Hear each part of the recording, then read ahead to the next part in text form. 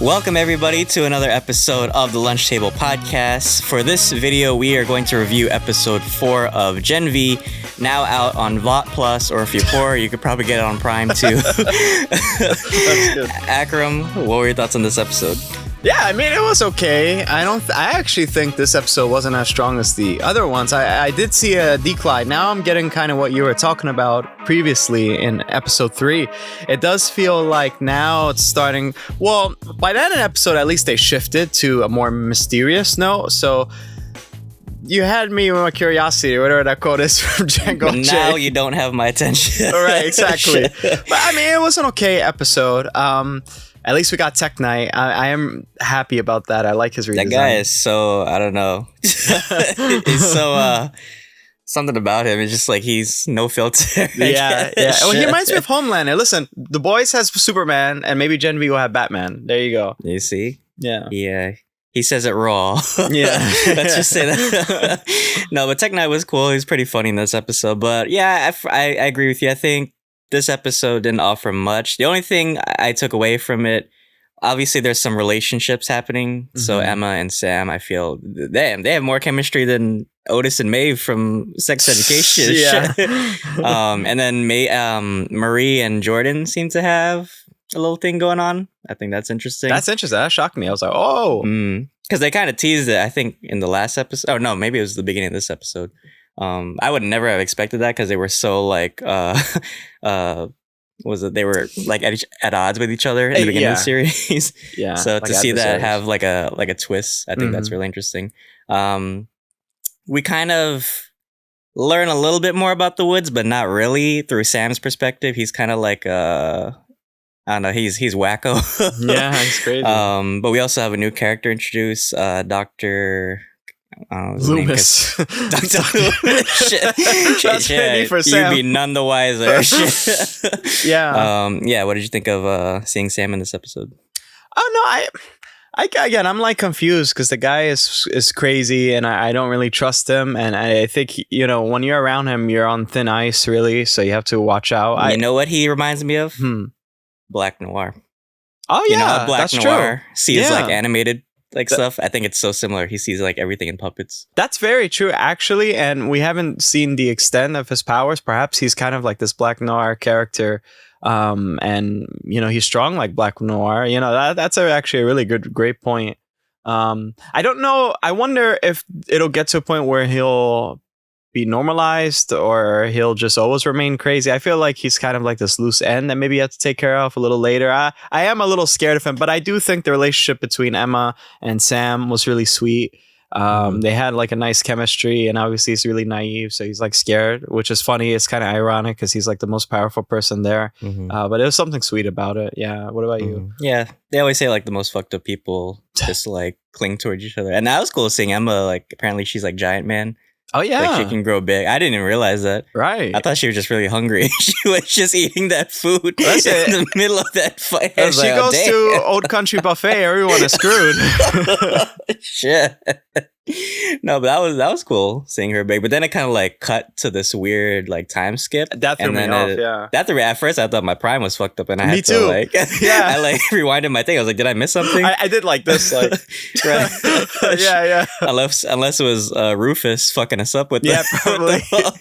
They love dicks in this show so much. I don't know what it is. I know it's The Boys, but holy shit, yeah, so graphic. They took it a step further. I was thrown off by that too because I thought he was like trying to. I was so naive. I was like, I thought that this is like a dream or something like that happened. I didn't know he was actually trying to like whatever. I thought it was like Marie looking into his mind, like some fucking Ray and Kylo shit or some shit. And then we just jumped to his bedroom, like what the fuck? Yeah. I was like, whoa. I was really thrown off, and then it just kept on moving. I just love how casually they just played it off. Like, oh yeah, his dick blew up. Move on. Yeah, I know. And they were there talking. She wiped us up. They were just there talking. Yeah, that threw me off. I think there wasn't a lot of that happened, honestly, in this episode. It was a lot of pieces being moved, but not really much avail. But the strongest point was Tech Knight interrogating people. I thoroughly enjoyed that because I was like, oh shit, this is like some tea. And I like how they redid his character because he is this sort of Iron Man dash Batman character, and I think that's his power really. But here they actually he's really intuitive as a detective. What do you think of the introduction of Tech Knight? I thought it was cool. I haven't read the comics, but I did like his power in this show. I think you're talking a little bit how he doesn't have powers in the comics, but I think it's interesting to see someone who can look at visual cues at like under a microscope or something, and it makes sense because he's he's an investigator, like private investigator, but he's also, in that Vought style, he's kind of like a show off in a way, so he doesn't really care about finding the truth. It's just like another check for him. So I love that twist they play with like reality, like journalists in a way. It's such a social commentary, but I thought it was cool. I thought he was gonna have a bigger role, or perhaps he was gonna be like a secondary like antagonist or something, but they kind of played him off at the end of the episode. Yeah, I know. Well, I was expecting him to be the Batman of this show, and again, like in The Boys, there's the Superman, and I would have been so down for that. I actually hope we maybe could see him don some armor a little bit later on, maybe trying to get some payback or something. But I mean, I like the actor they chose. I just liked his charisma. There's something evil about him as well. He does remind me a lot of Homelander with the threats and the little like blackmail here and there, what he's going to do. And he knows how to push buttons. Exactly. Yeah. I like that part where he said, with Kate, she was like taking off her gloves, take it off her.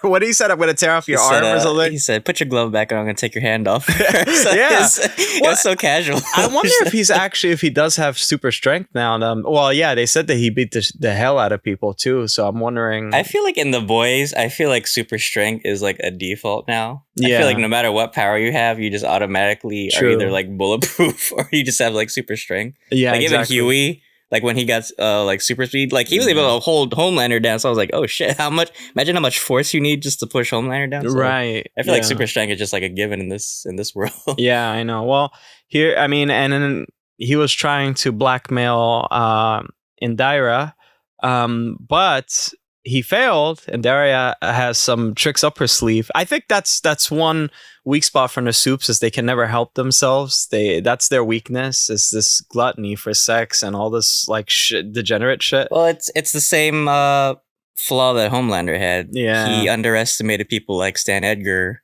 right, who actually have real power, right? It's like they control.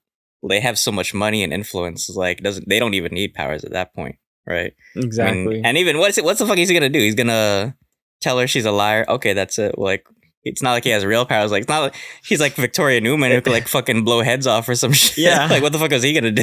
Well, he's fucking bagel. So I mean, that's not me. That's not real. That was odd. Yeah, I noticed that in the beginning. He was like around the cup or something, the brim of the cup. I was like, what's going on here? And then he did the tape, and I was like, what's going on? And he's just gonna like fuck her desk or some shit and give her a chlamydia or some shit, probably. Yeah, he's the worst enemy to inanimate objects, I must say. So I would not have that guy over my house. I would probably sell my house. I'll move. Gosh, I feel sorry for bees with their honeycombs. Oh my goodness. Shit, that's probably why they're going extinct. Yeah. Shit. It's Tech Knight's fault. There you go. Shit, he's making a different kind of honey. Shit. Yeah, I know. Well, what were your overall thoughts, rating, and what do you predict for next episode? Yeah, I honestly would give this episode an 8 out of 10. I did like some parts of it, especially the ones with Tech Knight. Again, I like the actor they chose. The small action sequence at the end, I think, was really interesting. The way how they played it, I just like seeing all those powers combined. I don't really ship the Kate and Andre relationship. I'm not like a big fan of that. It just seems like off to me, a little weird. But again, they're soup, so I don't know. Andre's storyline is pretty weak to me, so it's like, okay, he's just trying to impress his father, but it's like he doesn't do anything about it. Right? Exactly. And then Kate is just a whore.